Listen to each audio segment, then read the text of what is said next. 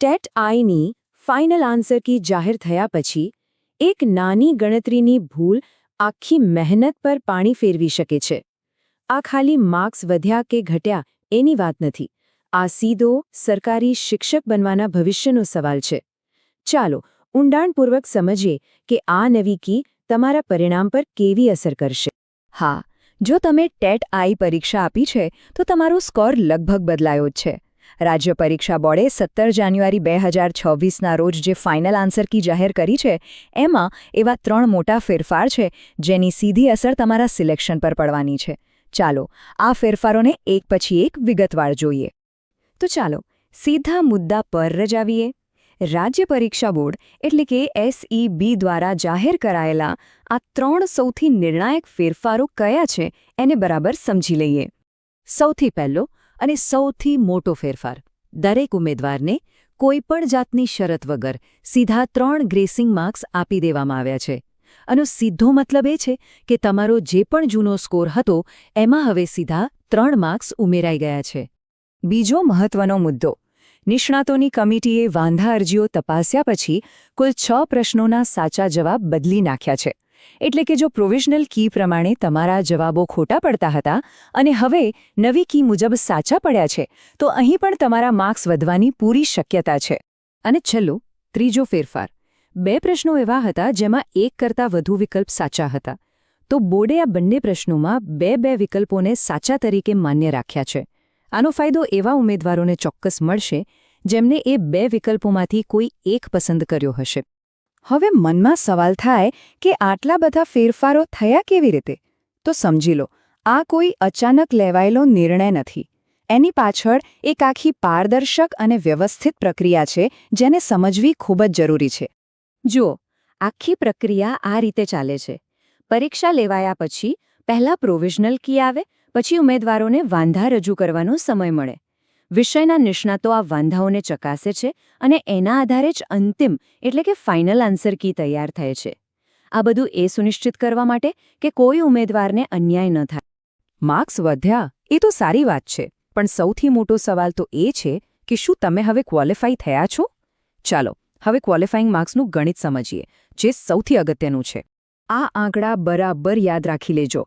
General કેટેગરીના ઉમેદવારો માટે પાસ થવા 150માંથી 90 માર્ક્સ એટલે કે 60% જરૂરી છે અને અનામત કેટેગરી એટલે કે SC, ST, OBC કે PWD ઉમેદવારો માટે 55% એટલે કે 82.5 માર્ક્સ જરૂરી છે.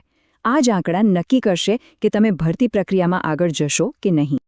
આ ફેરફારની સૌથી મોટી અસર એવા ઉમેદવારો પર થઈ છે જેઓ માત્ર 1 કે 2 માર્ક્સ માટે ક્વોલિફાય થતા રહી ગયા હતા. આ ફેરફાર તેમના માટે એક મોટી તક લઈને આવ્યો છે. હજારો ઉમેદવારો જે બિલકુલ બોર્ડર પર હતા તે હવે ક્વોલિફાઈંગ લાઇનને પાર કરી ગયા છે.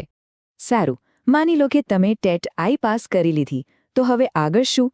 અહીં મોટાભાગના ઉમેદવારો ટેટ અને ટેટ વચ્ચે ગૂંચવાઈ જાય છે. પોતાની કારકિર્દી માટે સાચો રસ્તો પસંદ કરવો હોય તો આ બંને પરીક્ષા વચ્ચેનો મૂળભૂત તફાવત સમજવો ખૂબ જ અગત્યનો છે. એકદમ સરળ ભાષામાં કહીએ તો ટેટ એટલે કે શિક્ષક યોગ્યતા કસોટી. આ ધોરણ 1થી 8ના શિક્ષક બનવા માટેની એક ફરજિયાત લાયકાત છે. એમાં પણ ટેટ આઈ ધોરણ 1થી 5 માટે અને ટેટ 2 ધોરણ 6થી 8 માટે લેવાય છે. બીજી બાજુ છે TAT એટલે કે શિક્ષક અભિરુચિ કસોટી. આ પરીક્ષા ધોરણ 9થી 12ના શિક્ષકોની ભરતી માટે લેવાય છે. આ માત્ર લાયકાત પરીક્ષા નથી, પણ એક સ્પર્ધાત્મક પરીક્ષા છે જેના આધારે સીધું મેરિટ બને છે. તો હવે તફાવત એકદમ સ્પષ્ટ છે. TAT એ પ્રાથમિક શાળા માટેની લાયકાત છે, જ્યારે TAT એ માધ્યમિક અને ઉચ્ચતર માધ્યમિક શાળામાં નોકરી મેળવવા માટેની સ્પર્ધા છે. એક પાસ કરવી ફરજિયાત છે, બીજી મેરિટમાં આવવા માટે છે. ચાલો, ફાઇનલ કી આવી ગઈ છે અને પરિણામ પણ હવે થોડા જ દિવસોમાં જાહેર થઈ જશે. તો હવે અહીંથી આગળનો રસ્તો કેવો દેખાઈ રહ્યો છે? આવનારી ભરતી પ્રક્રિયાની સંભવિત સમયરેખા પર એક નજર નાખીએ. આ ટાઈમલાઈન પર ખાસ ધ્યાન આપજો. જાન્યુઆરી મહિનાના અંત સુધીમાં સત્તાવાર પરિણામ જાહેર થઈ શકે છે અને એના પછી તરત જ ધોરણ 1થી 5 માટે વિદ્યા સહાયકની ભરતીની જાહેરાત આવવાની પૂરેપૂરી સંભાવના છે. જે પણ ઉમેદવારો હવે ક્વોલિફાય થઈ ગયા છે તેમણે એક પણ મિનિટ બગાડ્યા વગર પોતાના ડોક્યુમેન્ટ્સ તૈયાર કરી લેવા જોઈએ. સૌથી પહેલાં પોતાની OMR શીટ ડાઉનલોડ કરીને ફાઇનલ સ્કોર ચેક કરો અને પછી માર્કશીટ્સ, સર્ટિફિકેટ્સ આમ બધી ફાઇલ એક જગ્યાએ તૈયાર રાખો.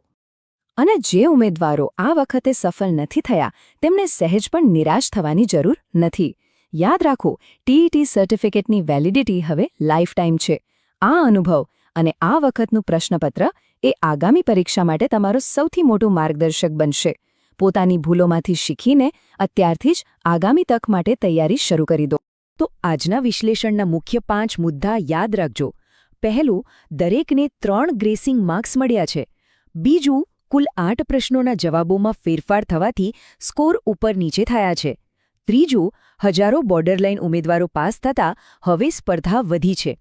ચોથું, જે પાસ થયા છે એ ડોક્યુમેન્ટ વેરિફિકેશન માટે તૈયાર રહે. અને પાંચમું, જેઓ રહી ગયા છે તેમના માટે આ અંત નથી પણ એક નવી શરૂઆત છે. ગવર્મેન્ટ IQ ગુજરાત પર અમે માત્ર સત્તાવાર અને તથ્યો પર આધારિત માહિતી જ આપીએ છીએ. ખોટી માહિતી અને અફવાઓથી બચવા માટે ચેનલ સાથે જોડાયેલા રહો.